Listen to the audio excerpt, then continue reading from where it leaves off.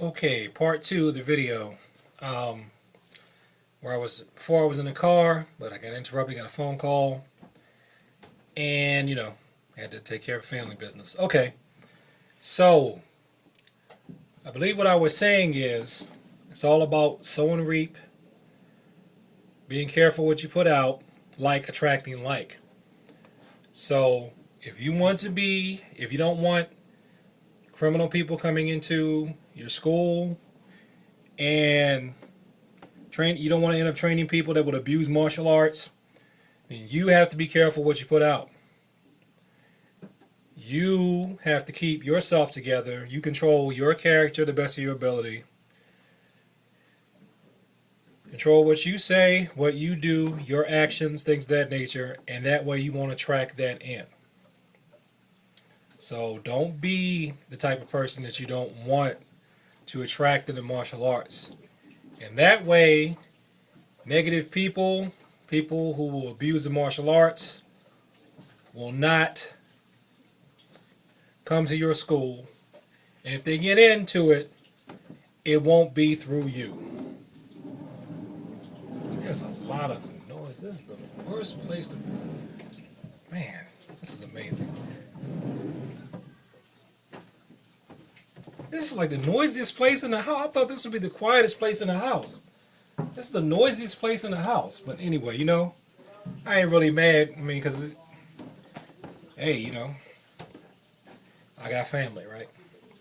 But anyway, what else can I say about this subject? That's pretty much it. If we're going to... Oh, I know. Some people think that martial arts should only be for small men or women, with the idea that you have to have the people who are physically weaker, they should be trained over people who are physically stronger. That doesn't necessarily work, because some people, think about this, you can have a person that where the only reason they're not a bully is because they can't do it physically. So you go and empower that person to be a bully by teaching them martial arts, and then they start picking on people, or they pick on people who are physically weaker than them. Last time I checked, jail didn't have a height and weight requirement or a gender requirement. It has an age requirement, but if you're too young to go to jail, they send you to juvenile hall. So that idea doesn't hold up. What I want to get to is you just have to look at character. You can't see inside of people necessarily, so you don't necessarily know what people's character is. But that's the best you can do. You be of good character yourself.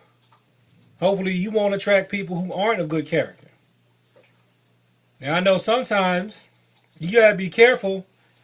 If you ever done things in your past and you've turned over a new leaf, you gotta be careful that there aren't people who aren't attracted to the old you. You could have been out thugging or whatever, and now you moved past that, or you move past your addictions, or whatever it is that your particular mistakes that you made in your life. You try to move past that. That's back there in the past. You want to go over here in the future with the positive thing. But there could be people that are attracted to you because of your old negative self. You're just going to have to let folks know that was then, this is now, in the future, that's not what I'm about. Now, a lot of people like to rag on Taekwondo for various reasons. But one thing that is in Taekwondo that's good are called the tenets of Taekwondo. Courtesy, integrity, perseverance, self-control, and indomitable spirit. If you do Taekwondo, talk about those tenets. Judo has maximum efficiency, minimum effort, and Jitakoye, mutual welfare and benefit. I really like mutual welfare and benefit.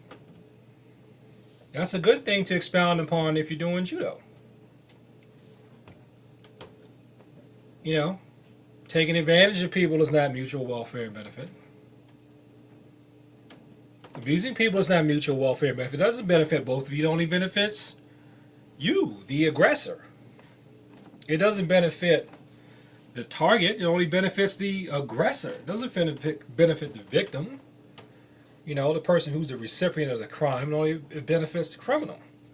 So that's not mutual welfare and benefit. So the best place to start with policing the martial arts is with the man in the mirror, or the woman in the mirror, the boy, the girl in the mirror, asking them to change their ways, as Michael Jackson, God rest his soul, said. It's got to start with you. That's really all we can do. Now, any parents? I can only speak for where I teach. I'm teaching at a community center at the time of this video. I have to undergo a criminal background check every so often. I cannot remember if it's annual or not. I don't think it is, but I have to undergo a criminal background check periodically. Get fingerprinted. They run through the FBI database and all that stuff. So, if you want to put your child in an environment where you can guarantee that they've at least done a criminal background check, you should take them to the community centers. Criminal background check is done. I know that's for Taekwondo. For my judo, you have to have criminal background check done to get Shodan, black belt. So I had to have a criminal background check done for my judo black belt. Hey, maybe what organizations can do, and some of them have done it, big ones, big organizations have done it, like United States Judo Federation. I don't know if the ITF USA has done it or not. I don't know if they've done it. I should ask. That's a good question. I should email. Requiring a criminal background check for black belts. Something to think about. What if someone said, in order to train at my school, to train at their school, you had to have a criminal background check for prospective students? That would really be the only truly ironclad way in the physical realm that you could really reduce the chances, because somebody could still sneak through. They could just be slick, you know, just one of these smooth criminals that just ain't been caught yet. But let's say if prospective students had to do criminal background checks, that might be a good way too of helping to keep out people who could abuse martial arts, or who would abuse martial arts. Criminal background checks. Now, are a lot of organizations going to do that? I don't know. But, you know, I say it all depends upon what you want. So you got to ask yourself how serious you are. So you can do criminal background checks. That's a possibility. If you want to look at to see if the instructor's okay, find out if whatever organizations that they're in or the place where you teach out of, if those require criminal background checks.